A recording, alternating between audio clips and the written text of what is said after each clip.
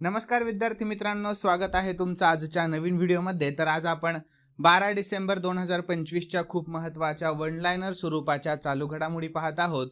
तर आजचा आपला पहिला आणि महत्त्वाचा प्रश्न, तर शेतीमध्ये सौर ऊर्जेच्या वापरामध्ये कोणते राज्य पहिल्या क्रमांकावर आहे? तर ते आहे आपले महाराष्ट्र राज्य।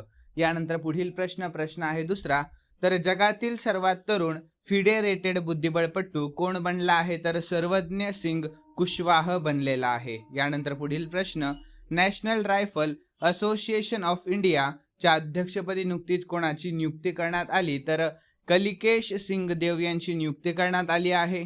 यानंतर पुढील प्रश्न आहे चौथा, तर 2025चा ISSF people choice men's athlete award कोणी जिंकला आहे? तर झोरावर सिंग संधू यांनी जिंकला आहे।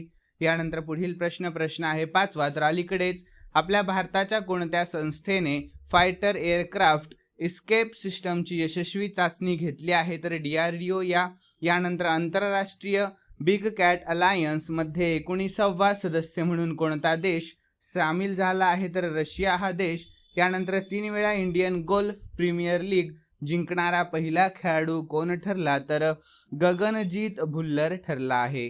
यानंतर पुढील प्रश्न, ग्लोबल ह्युमन सोसायटीकडून ग्लोबल ह्युमॅनिटेरियन पुरस्कार मिळवणारे सर्वात तरुण आणि पहिले आशियाई व्यक्ती कोण ठरले आहेत? तर अनंत अंबानी ठरले आहेत।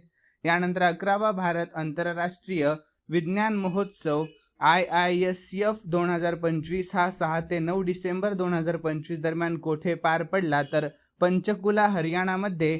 यानंतर 10वा प्रश्न, तर स्क्वॅश विश्वचषक 2025 चे आयोजन कोठे करण्यात आले आहे? तर चेन्नईमध्ये करण्यात आले आहे। तर विद्यार्थी मित्रांनो, यानंतर तुमच्यासाठी खालील प्रश्न ठेवलेला आहे, महत्त्वाचा आहे। सर्वांनी या प्रश्नाचे उत्तर आपल्या कमेंटमध्ये कळवायचं आहे। तर प्रश्न पाहूयात, 2025 ची पृथ्वी शिखर परिषद कोणत्या शहरामध्ये आयोजित करण्यात आली होती? तर सर्वांनी योग्य उत्तर आपल्या कमेंटमध्ये कळवा आणि तुम्हाला व्हिडिओ कसा वाटला हे देखील सर्वांनी कमेंटमध्ये सांगा।